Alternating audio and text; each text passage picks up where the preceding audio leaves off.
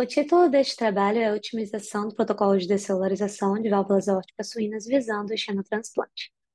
As válvulas cardíacas suínas são ótimas candidatas ao xenotransplante pela sua semelhança hemodinâmica e fisiológica com a válvula cardíaca humana, e a sua possibilidade de aplicação como suporte de crescimento celular autólogo, ou seja, com as próprias células do paciente, vem sendo estudada pela bioengenharia tecidual, principalmente pela obtenção desse suporte através de uma técnica denominada descelularização.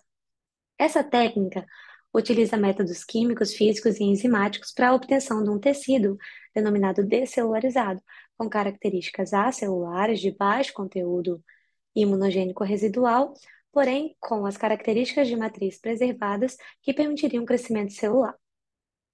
Portanto, o objetivo do nosso trabalho foi avaliar o efeito de 4 protocolos de descelularização sobre válvulas cardíacas aórticas suínas. Essas válvulas, como representadas na figura 1, foram divididas e separadas em 3 cúspides valvares, delimitadas por essas linhas pontilhadas que demarcam a imagem 1. Essas cúspides possuem uma região aórtica e uma região foliar, que foram analisadas individualmente nos resultados. Os protocolos, então, se diferenciaram quanto ao tempo de lavagem e o tempo de descelularização. D0 e D1 se diferenciaram quanto ao tempo de lavagem, sendo para D0 de 17 horas e para D1 de 84 horas. Entre D1, D2 e D3, a diferença foi quanto ao tempo de descelularização, sendo de 5, 8 e 12 horas, respectivamente. Estas cúspides, então, foram analisadas após a descelularização por métodos histológicos, que seriam a coloração por HE, PAS picrocílios, DNA residual e a avaliação da sua ultraestrutura por microscopia eletrônica de varredura. Os resultados podem ser visualizados na figura 3, 4 e 5. Na figura 3 estão os resultados histológicos dos folhetos nativos e descelularizados. Para o grupo nativo, a coloração de HE demonstrou a visualização de núcleos, que seriam esses pontos arroxeados, enquanto para pekrocílios, a coloração das matrizes das fibras de colágeno e PAS para os proteoglicanos glicosaminoglicanos.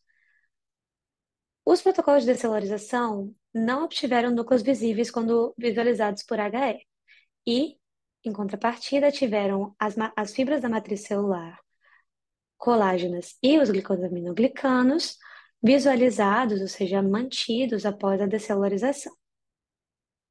Na figura 5, nós podemos avaliar a dosagem de DNA residual nos tecidos nativos e descelularizados, sendo A para a região aórtica e B para a região foliar. Em A, nós podemos verificar que todos os protocolos de descelularização, quando comparados com nativos, tiveram uma redução significativa do tecido, da quantidade de DNA no tecido, em relação ao nativo.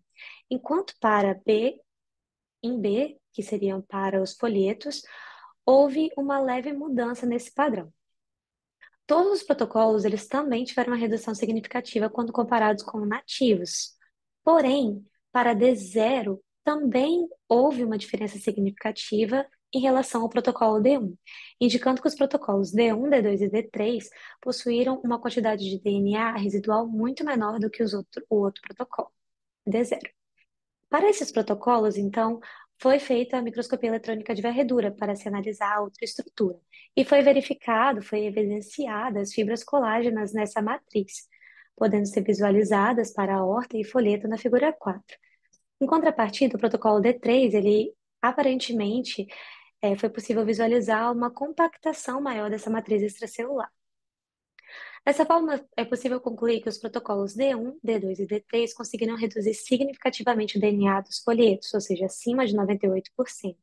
E a etapa de lavagem demonstrou ser o fator determinante para essa redução, enquanto o tempo de descelularização com Triton não alterou significativamente o conteúdo imunogênico residual. A avaliação da ultraestrutura da matriz extracelular revelou as fibras colágenas, sendo para D1 e D2 mais evidentes e com menos sinais de compactação.